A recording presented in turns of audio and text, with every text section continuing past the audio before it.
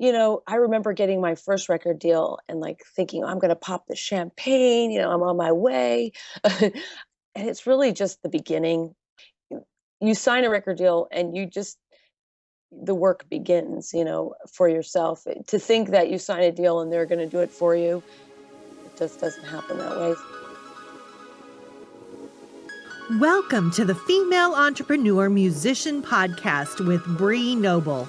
Bree is a musician, entrepreneur, speaker, and founder of Women of Substance Music Radio and Podcast. Bree's interviews with successful female musicians and industry pros are both inspirational and informational. She also answers your questions about the music business. Bree is on a mission to help you create great music, connect with your fans, and grow your business, and to truly become a female entrepreneur musician.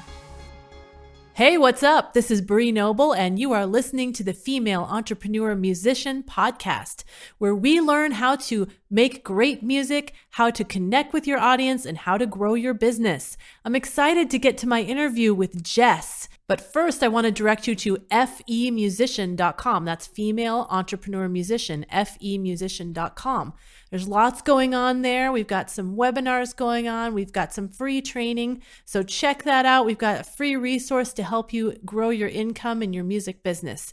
FEM09.com. And now I want to read our winning iTunes review for this week. This is from New Jam 76. It says, Bree has a terrific voice and presence behind the mic. She has extraordinary knowledge to help anyone, especially female musicians, to succeed with their career. Great work.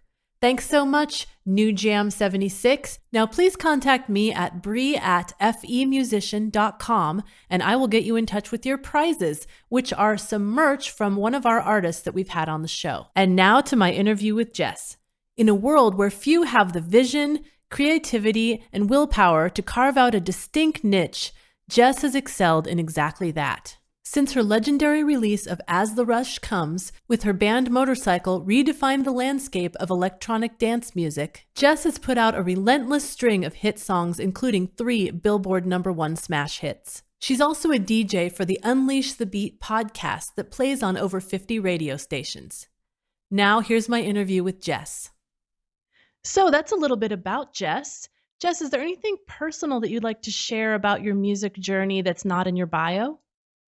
Well, I definitely would say that you don't put all the emotional things in your bio. And being in music's been it's been a challenging journey so far. I've been in it for I've been in it all my whole life, but, really working seriously for over 10 years in it.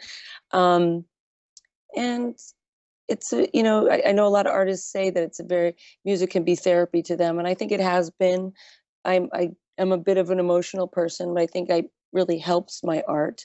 And I think I come off very strong to my audience, but there's a lot of things, that go on behind the scenes and that I put into my music that maybe they don't see all the time, because I like to be an upbeat and a positive person for them and for myself. But, they've helped me a lot every day. So I think they might see a little bit of that here and there, but that's something I don't advertise.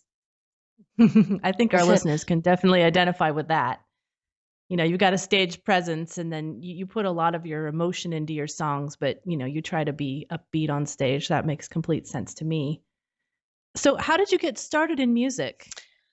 Well, I come from a very creative family. My mom was in the theater and she always had music playing. I knew every word to every song on the radio since I was very little. And I started writing songs very early on. We always had pianos and guitars around. So I gravitated to it naturally. I was always at her rehearsals and things.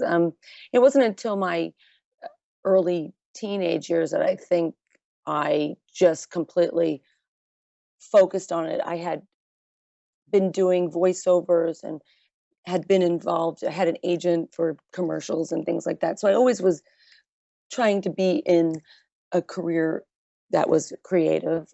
I answered an ad in the Village Voice when I was 14, and I got to record a song, and my whole life changed after that moment, because it was such a dream to hear to hear your song be realized that way. And after that point, I never really looked at doing anything else. And I feel a little lucky for that. I always knew what I wanted to do. So from that moment on, I've been pretty much focused on, working in the music industry. So, can you talk a little bit about the genre that you're in? I know that you're kind of called the queen of Rocktronica, which I love. It's a great brand. But, what does that actually mean? And, can you talk about the culture of electronic music? Because it's not really in my wheelhouse. I'm more of the, folk singer-songwriter type, and I really don't know a lot about that electronica genre. Well, it's funny because neither did I. I didn't know anything about it. I just sort of happened to just fall into it because I'm a singer-songwriter. The fans really called it Rocktronica. I was in a band. Had a more of a rock band at the time. I was working in a studio and was working with a kid who was into the trance rave scene, which I knew nothing about. But I thought, I can write songs. I can write this. So I started to do that. As I got more into it and my songs started to get out there, I started taking my songs that I had been writing, which were more rock based, and just doing different versions of them, more, with four on a floor kick beat. And they kind of named it Rocktronica because it was at the time. But it's become really mainstream now. I mean, there's a lot of remixes of like Coldplay tunes, and I mean, it's just really a mixture of organic instruments and electronic beats. So that's what it really comes down to. So, I've noticed that you have a lot of songs that are released on Beatport, and I wasn't even familiar with that platform. Is that all electronica music? Yeah, it's so funny. You ask anybody if they know what Beatport is, and it's so important in our world, but it really means nothing to anybody else.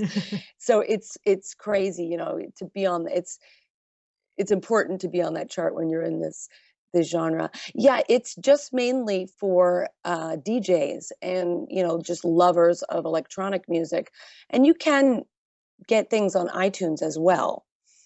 But for mostly that goes out first to Beatport, and you want to be in that number one spot. You want to be in that top 10, and there's different genres. There's the trance, progressive, there's house, there's new house, there's chill. They do some chill out. There's drum and bass. So there's so many different genres of dance music and so many different charts. But it is mainly a dance, fans place to go and buy things. You can also get a higher res version of the songs there as well. Oh, okay. So it's for people that are really into the high Quality. quality audio. Yes. Got it. And so you can purchase music there. It's like an iTunes for this style of music. Yes.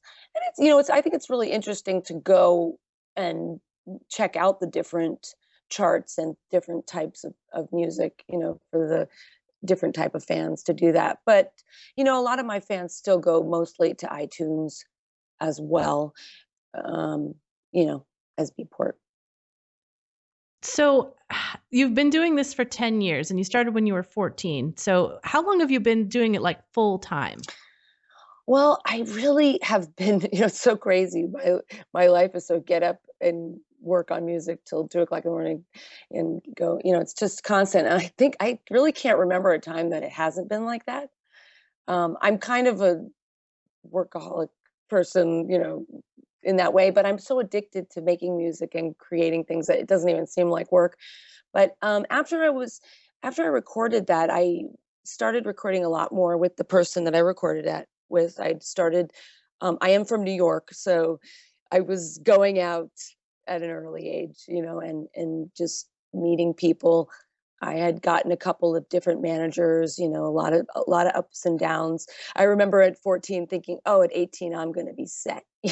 And then at 20 and then 25 and then, you know, it just was one thing to another. But I did a lot of different things to be around music. I was a stylist. I worked with like a stylist. I worked in studios. I auditioned for bands. I just looked for anything, any job I could do that was in music. I learned how to wire. Uh, I would work on videos, and so I did do waitressing as well, and I did do some other different jobs here and there. But I worked in studios. I tried to make money being around music, so that was always a goal to sort of meet people and get involved in things. So one thing led to another. I even sang in the hotels. I did different things because I know my career took different ups and downs. And so every time I was like sort of in a down, I kind of changed gears and did something else in music or moved or, you know, but I feel like I've been doing it my whole life. I did have, there was a pinnacle moment where, my songs really started to take off, and that was just from doing a lot of studio work, collaborating with a lot of people, and then just something, clicked. And I just kind of have been riding that wave ever since.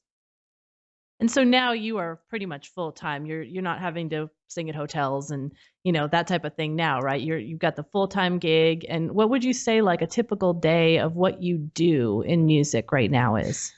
Well, I mean, I get up, I do all my, I do a lot of emails, I do a lot of social media, I do a lot of calls. And then I have a studio, and I pretty much go there every day and just work on music from morning to night, on collaborations, on the albums I'm working on. On the weekends, I tour because dance music is kind of a weekend, Thursday through Sunday type of thing. The wonderful thing about it is it's very international. So I have been very lucky to see a lot of the world through it. It's sort of, uh, not every weekend, but a lot of the weekends I'll be doing a show. And are there big like concert goers in dance music? I kind of just assumed that they all just went to the clubs to listen to the music, but did they actually come out for shows? Obviously, since you're working. Yeah, it's interesting because I had a band before I even got into the dance music, and I made flyers, and these are probably like 150 to 250, 500 person venues. I worked really hard to get people there. And the thing about electronica is it's very rarely are you going to have a show that's like that small. Most shows are really, I'd say, probably 500 people and up. My biggest show was I toured with a DJ, very big DJ, and we played stadiums, 28,000 people. It's a big business, especially now, and the festivals. And yeah, people come out to everything, festivals, clubs. I mean, it's definitely challenging. I come from like, a, a band background. So it was a lot of learning for me. It's really not easy to sing in clubs as well. So, it's been a really learning experience for me the whole way. Wow, it's really interesting. I'm learning a lot because I don't know nothing about this genre, and it's kind of like this other world out there that unless you're in it, maybe you don't understand it. But I would love to hear you talked about the ups and downs of your career, and we have a lot of musicians listening to this that either are in one of those down times or just they feel like they have ups and downs all the time and they can't see the top of the mountain yet. And I would love to hear maybe about some specific times that you felt frustrated, you felt like you were not going to be able to make it to the top, and that you maybe were going to quit, and how you got out of those, and what you learned. Yeah, I know. It's like, being in the music business is not for everyone. Again, like I was naive going into it. I really, had such big dreams and everything, from a very young age. New York is a tough place for music. I had been doing it. I'd been through a couple of big managers and some big letdowns. And I mean, I think there's something in me. I would never give up. I would never give up on it, no matter how low. And I've been pretty low, but I hate that, I couldn't probably live doing something else. But like I said, like each time I remember in New York, I really was just didn't know where I was going, what I was doing, very depressed.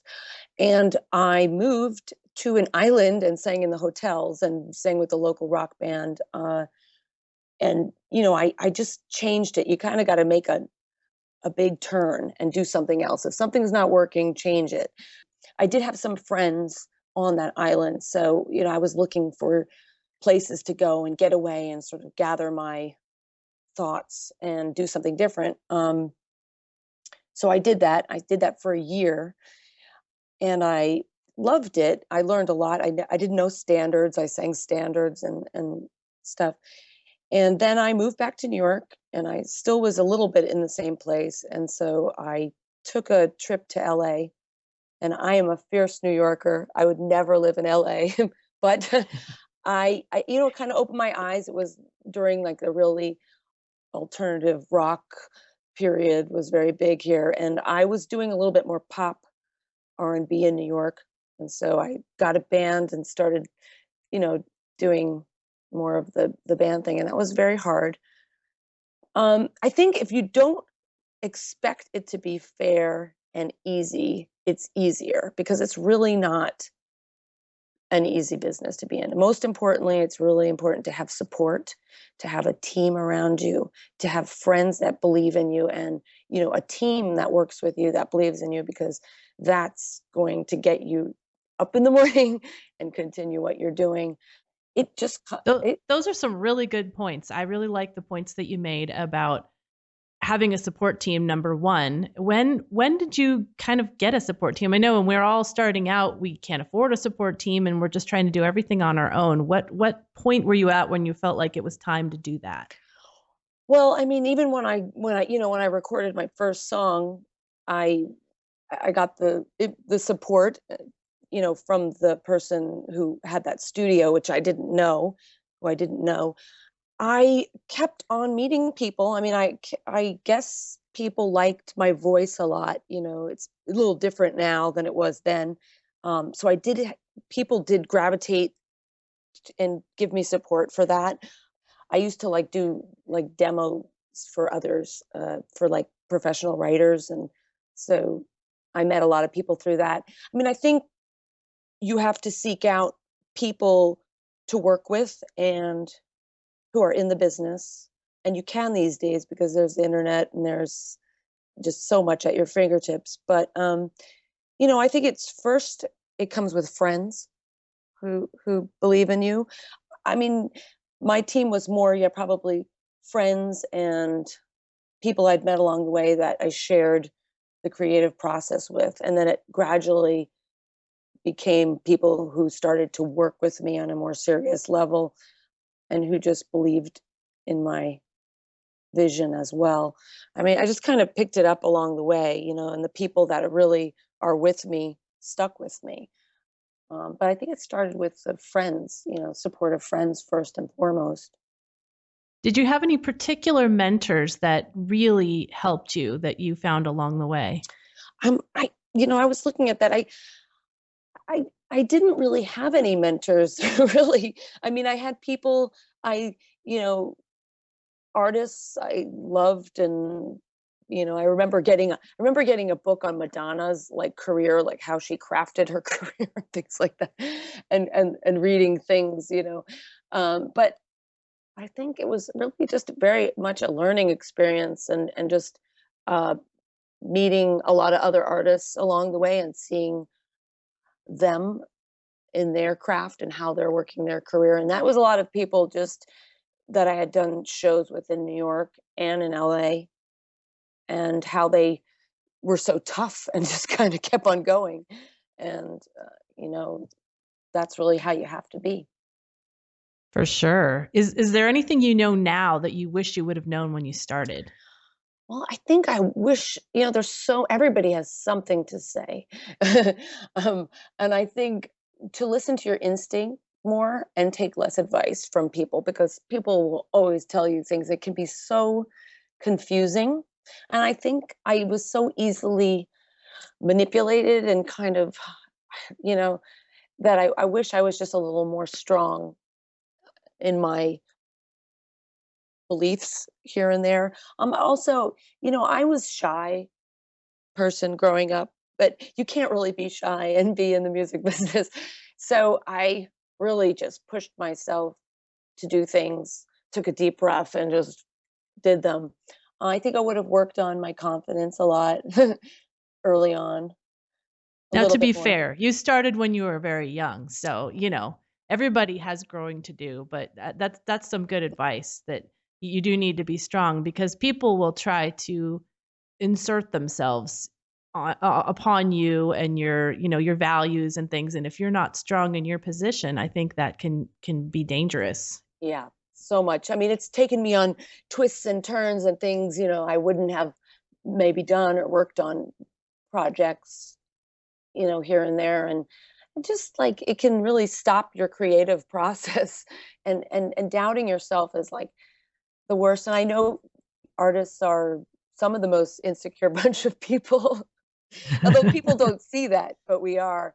So I think I would have worked on those things. And I just think it's important to listen to yourself and your gut and your instinct more than the managers in your life or just for anybody that's trying to put too much advice on you.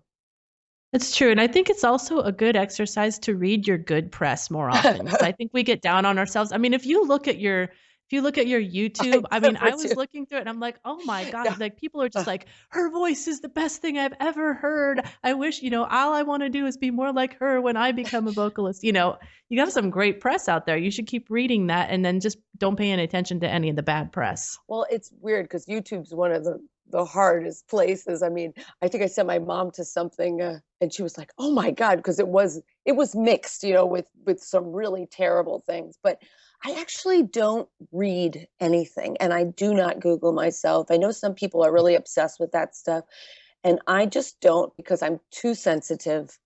When I hear like maybe just the littlest thing, I really it does affect me. So I try to just stick with my fans and try not to read the bad stuff because there is a lot of bad stuff Yeah. up there. Absolutely. There's a lot of bad stuff about anybody that puts themselves out there like Yeah, that. That's what we all have to realize. There's always going to be some haters. yeah. And, I have had to learn to deal with that over the years and I don't like it either. I read I I know. read 100 great reviews and one bad review and I'm just thinking about it all, week. I know.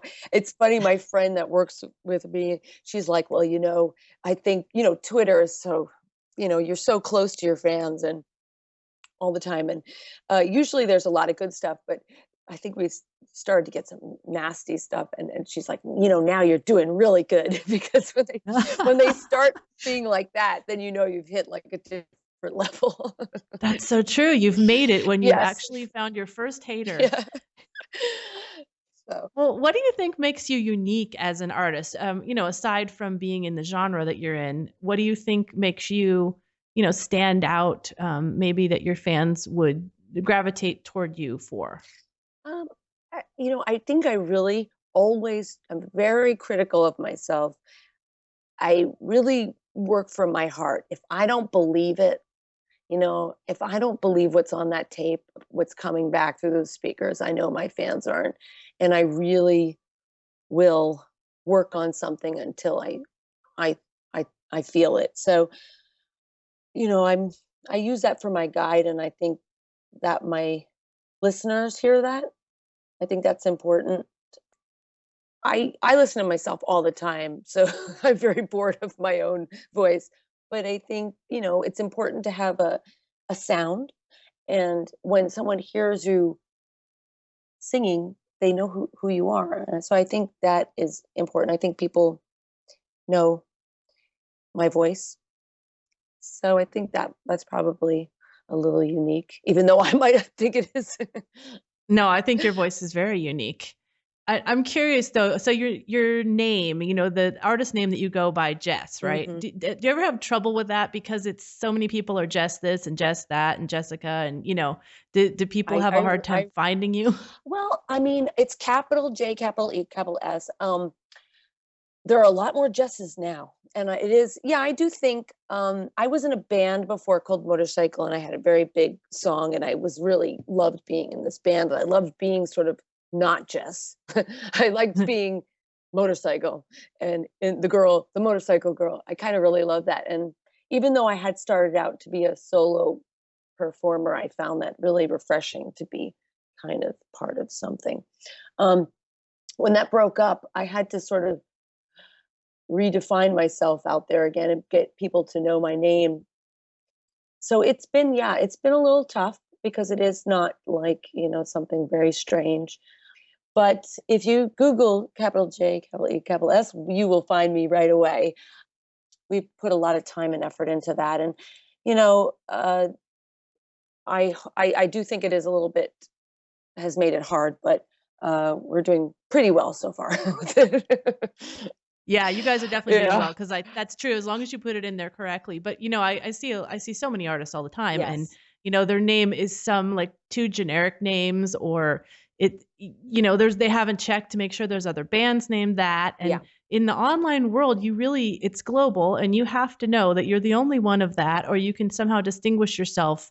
Because you couldn't be Jess on Twitter because obviously somebody else got that, Right. or you have to be official_Jess, which Right. is fine if people know that you're that. And I do think in this time it is important. Like I maybe if I would do it again, I would redo it, do something different with my name.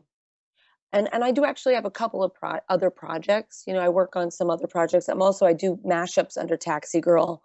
So I Hmm. have some other monikers that I work under. But I do think if you're starting out, that is a really important thing. Uh, I had a song called "As the Rush Comes," and as I was talking about, I was in that band, and we had a couple of names for the band that we were pitching to the record label, and none of them worked. But when we did "Motorcycle," "As the Rush Comes," it just took off. It just really clicked. So, you know, if you're starting out, having a catchy name is can help. Yeah, definitely. So, what is one of the most mind-blowing experiences that you've had where you're just kind of pinching yourself, like I can't believe that this is me, this is happening to me? Just been after been working so long, so many years, and to just get that little break was, I remember being in a hotel room, getting ready to be on this big award show and just being like, like crying because I felt like all those years of like pushing and pushing had finally broken. And I had been writing and I actually had been releasing a lot of things, but when I started in this band Motorcycle and we had this song "As the Rush Comes," it really broke in the underground, and it actually it was a crossover tune as well because it was on Kiss FM and it was on a lot of big radio stations, and we didn't really know how big it was. And I had gone over to England to do this big show. It was like over 10,000 people, and I got out on the stage and I started to sing, and I couldn't hear myself at all. The whole crowd was like singing this song, and we had no idea. Like being in America, you just don't have any idea what's going on over there, even though I was doing interviews and they'd say, "You don't know how big your song is." And I didn't really know it until that moment. And also just seeing like with that song, because it was on like more of a major uh imprint, just seeing the workings of like the machine, how it works. I consider myself, even though I do release on a lot of different labels, an independent artist. But seeing that, being in that, machine a little bit, they send you out to clubs and send press people after you. And I was on Top of the Pops and I did some TV and a lot of different things. I think those were some pretty pinch yourself moments. I also played at the Olympics for Coca-Cola, was taken with Coca-Cola over to the 2008 Olympics in Beijing to represent Wow. them. So that was some high level anxiety, stressful moments. But you're really only as big as what you're doing now. So it's Mm. funny, your career, you add up all the things you did. Um, but it's really like who you are now and what you're doing now these days, the way it works, with the way the music business has changed. But I'm glad I've had a lot of those experiences, and actually, it's taught me so much. It's toughened me up so much, and experience can only make you tougher, in order to deal with this crazy career we've all chosen. For sure. So, yeah, I know you've got some amazing projects going on right now. One of which is she just started a record label. I want her to talk about that. It's called Intonation, right? I love that Yeah. name. Tell us a little about that. Well, I've released a lot of things on so many record labels, which I still work with today. But, I remember getting my first record deal and like thinking, I'm going to pop the champagne, I'm on my way. And it's really just the beginning. You sign a record deal and the work begins, for yourself. To think that you sign a deal and they're going to do it for you, it just doesn't happen that way. So, I do a lot of my own promotion, a lot of just so much of the work in conjunction with the label. And I learned so many things along the way. I've also been very frustrated in some of my, label partners. And I wanted to start a label where I could promote some different things that I do, because I do consider myself a singer songwriter as well. That's really where I started. And so I wanted to put out some different things other than dance. I also really want to promote some other artists and sign some artists as well, and kind of give them a better experience than I have had, and sort of, be there, communicate, be a support. And so those are my goals for my label. I just released a first single called Hold On, and it is a dance song, but it's again another learning experience and a lot more things to learn about it. But over the years, I've learned a lot, so I wanted to. It was sort of like a matter of time. I've been talking about it for a long time, but there's a lot of things you have to set up in order to be able to do it. Right. But I think it's great that you want to give this opportunity to other indie artists and maybe make a better experience for them. That is a great mission. Yeah, I really do, because it's something, I believe in. And I really would love to find some people that I believe in, because I think the inspiration kind of goes both ways. I'm so inspired by other people, and other artists, and I'd love to be part of someone's career that way. Do you have any artists that are already on the label besides yourself? Not yet. I am signing a couple of other dance artists, DJ producers, but I do have a demo box on. I will post it up. I'll send it to you, and it's open. I want to do all different types of music, so it's really not just dance music. I'm looking for inspiring up and coming singer songwriters.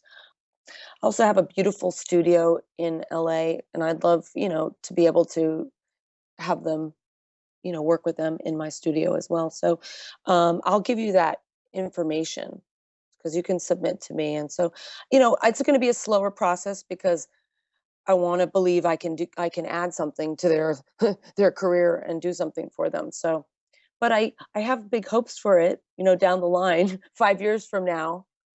I hope to have a lot of up and coming amazing artists on it.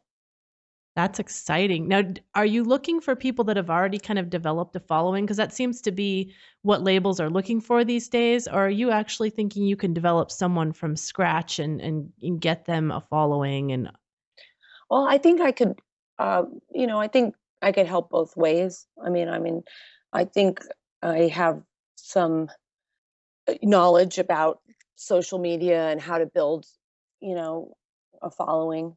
It's really getting out there, getting those emails, meeting those people, being on SoundCloud, putting your stuff up, definitely having a little PR, reaching out to, uh, I even Google magazines, blogs. I do everything. I data mine tons of stuff just to try to reach.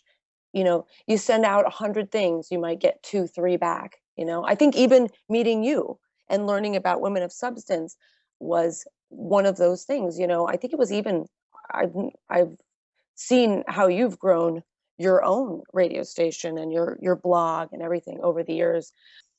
And I think I even reached out to you through one of those searches. Wow. I mean, we've met, I can't even remember, probably like 2009 or Yeah, something. yeah. And I remember you were an artist of the month one time. That was when you were doing Unleash the Beat Volume 1, and Yes, now you're on Volume 3. yes. Which actually I'm on volume 3, but though that's a physical CD, so I have 3 physical CDs, but I have like 5 other digital Oh releases in my between. goodness. It seems like you're putting something out at least once a month. Yeah, it is in the dance world. The output is so much. You really have to be on a schedule of at least singles every 8 weeks, 6 to 8 weeks, and other things. I do a weekly radio show, an EDM radio show. So I do that every Monday and it goes out to syndicated radio around the world. So that's something always to engage your fans with. And just I support other up and coming DJs and producers in that as well on a weekly basis. So Wow. yeah, it is. You just got to be in it. You got to be doing it every day. And I always say this is the most important thing is like, if you want to be in music, you need to get up and every day and at least do one thing or contact one person or make one connection. And I would say make 20, but if you can only make one a day, that is, important to it to advance your career, because it's all about the connections and the networking and getting that started as well. I hope you listeners are listening to this advice. This is great advice from someone who has busted her butt for 10 years, you I think know? a little more than that, but working 100% in music, Right. definitely. So can you kind of give us a breakdown on what your streams of income are to be a full-time music artist? I mean, is most of it from selling music online, physical music, licensing, sync licensing, royalties? Where do you get your money from and how does it kind of shake out? Right. Well, I think the least amount is record sales these days, because which is like crazy, but a lot of it comes from touring. That's really good one. Publishing definitely syncs and licensing. Uh, and there's a lot of different ways you can get involved in that if you don't have a sync and licensed person. There's this service named Taxi. You can, if you're constantly putting your music into that, I think you might meet a lot of people and get some of your music, especially for singer and songwriters. For dance music, it is syncable, but I think the largest genre of music is singer-songwriter music that gets synced. So being in that, you're like, is a great thing. So syncs and licensing is really important. I mean, there's ad rev from YouTube. If you do have a good YouTube, healthy YouTube, people will be putting ads on that, and you can collect from that. Now, how many subscribers do you have? What's a healthy YouTube? Well, I actually work more on other Facebook and Twitter. I'm big on Twitter and things like that. And so I am personally working on my YouTube now. But I mean, a healthy YouTube is at least 100,000 subscribers. Wow. Um, there's foreign rights, merchandise. I do push my merchandise. I do have a store on my website. Foreign rights, performance royalties. There's so many radio stations. There's a lot of internet radio stations, and if you do have your music on them and they're reporting, you can collect. And I don't know if everybody knows about Sound Exchange, but if you are releasing music and it is getting picked up by different stations, even internet, you can collect from that. I think it's really a combination of everything. There's foreign rights, ASCAP, obviously, so it's a combination of everything working together, getting each one of those things working that will, make you be able to live off your music, really. I think that's important because from almost every person I've interviewed on this show, they've all had all those pieces in place. And I think that's the only way that they've made a full-time income. Because if you're just relying on album sales or you're just relying on touring, you probably won't make a full-time income. I mean, maybe in your position, you could make that on touring, but not these, up and coming indie singer-songwriters that are just playing at small Right. clubs. I mean, really, for the singer-songwriter, I think syncs and licensing is really a big one. Mm. That Google it, find those music supervisors, try to get to them. Some are really hard to get to, but sometimes you can find people. Even like ASCAP, the expos. Some of them are expensive, but you can meet a lot of people at those things as well. And it's research. It's making sure you've set up your business and all the streams of it properly, because a lot of artists don't even know. And I know even some people in dance music, singers, they do all these songs and they don't even know how to collect their money, Mm. and it's really like you have to become a good business person at the same time. And that's what happens as you get more into your careers. I remember I had hours and hours of time to just do music and be in my art and being passionate, and now it's like at least 50% of the day is put towards the business of it, and the least amount of time I get is to work on the music sometimes, but that's what it takes to make it work. I'm going to make you my spokesperson because that's exactly what I'm trying to tell artists with this show. And I did a survey recently and I got a lot of people coming back saying, I'm frustrated that I don't have enough time to spend on the creative part because the business takes so much of my time. Yeah. And all I can think is if you don't get the business in order, you won't have any time to do your creative stuff because you'll be having to have a full-time job. Yeah. You know? And you can get, once you get it set up, then you find the people that want to help you, work it a little bit and take some of the responsibility off, you know, um, and then it goes from there. But I know I complain about it all the time. But it's just that's the way it works. And it's funny. I work with this producer from England, and they just have a different way of looking at everything, because I'll be always like, that's not fair, and this and that. But he's like, you know what? It's not. It's not. If you just don't expect it to be, and if you don't have too much high expectations about everything, then you won't be disappointed. So I've gotten along the way. I realize that, but it's even now. I feel everybody's pain towards all that stuff, but we just have to do it.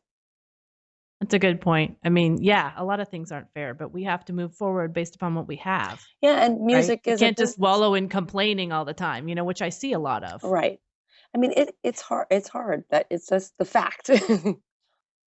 Well, I think I know the answer to this question because I've heard it about 3 or 4 times in your interview, but what is like an app or a resource that you would recommend for our artists? And I think Google would be your number one. Well, yeah, Google. Yeah, no, definitely researching is really key. I mean, especially there's so many uh, things to read about on the internet. So I definitely think the internet is one. I mean, even like articles, people write about things. It's amazing. You can type in anything you want to know, and you're going to find something. So yeah, That's so true. Are there any books that you would recommend, or do you mostly just research on the internet? I mean, I know I've picked up books along the way, but I mean, I think recently it's more just the internet, and I listen to I mean, I read Hyperbot a lot, and I get a lot of things in my Facebook, streams, following people, following blogs, a lot of music blogs I read, and yeah, I think just taking the bull by the horns and just sort of going at it on the internet is really important. I mean, I do use Facebook. I use Twitter a lot. I love Instagram to just be creative with and to have, just to be a little arty with it, because I love photography and things like that. But you know, there's VK. There is a Russian Facebook. I don't know if anybody knows about that. There's also Weibo, Weibo, which if you're good at translating Chinese, it's a Chinese website as well, because I do tour in China. So I try to be on all of them. I still do my MySpace. I keep up with all of them. Tumblr, you know, you can kind of connect them all. So it doesn't so you don't have to go to each one separately. But I think being on a few and focusing, it's always good to focus on one and get one really strong. Right. So I'm curious. So you think MySpace is still a place to be, huh? Well, I have a lot of followers on MySpace. I mean, I didn't want to just give up on it. And I do know that a lot of people still promote on it. You know, there's some big Hmm. artists. I see that if you go to it, I see a lot of the big artists. I see that the larger labels are still doing press on it, you know, and doing some PR on it. So I haven't abandoned it yet. Interesting. And what kind of things do you do with your Instagram? Well, my Instagram, I have more fun with. I love to take pictures and just be arty with it. I do a lot of, you know, I do some selfies. I'm not like the selfie queen, but I do some because I know that the fans love that. I do behind the scenes stuff. I do a little bit more personal stuff, friends and things like that on it. And I just like that you can beautiful. I do a weekend beach picture that takes me away. every- Yeah. so, you know, and I do set up each day to try to do different things. I also started a blog because I am a big cook and a health nut. I started a blog called The Rockstar Diet.